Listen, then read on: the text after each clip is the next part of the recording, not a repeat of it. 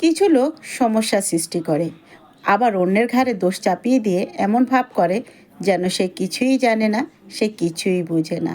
আসলে কি জানেন, 10 দিন চোরের, একদিন গৃহস্থের। আল্লাহ পাক ছাড় দেয় কিন্তু ছেড়ে দেয় না। সমালোচনা করছেন, করতে থাকুন। তাতে করে যদি আপনার ব্যাংক অ্যাকাউন্ট ভারী হয়, তাতে সমস্যা কি?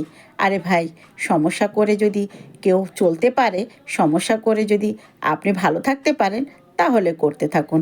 তবে একটা কথা মনে রাখবেন, যার জনপ্রিয়তা বেশি তার সমালোচনাটাও বেশি।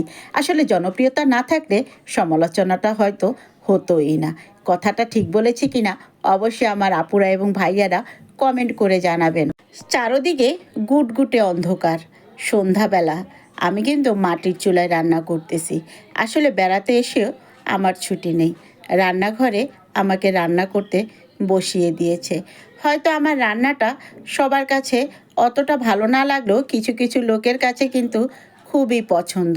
আর তাই তাদের জন্য ভালোবাসা দিয়ে রান্না করতে বসে গেলাম। অনেক আইটেমই ছিল, তবে সব কিছু আমার ভাগে পড়েনি। কিছু আমার বড় বোনের ভাগে পড়েছে, কিছু আমার ছোট বোনের ভাগে পড়েছে, আবার কিছু আমার ভাগে পড়েছে। আলহামদুলিল্লাহ সব কিছু রেডি করে আবার সবাইকে খাওয়া পরিবেশন করতেছে। তবে আমি কিন্তু খাবারটা পরিবেশন করিনি। খাবারটা পরিবেশন করেছে আমার বোন, চাচি, আরও বোন আছে, খালা আছে, মা আছে, তারা।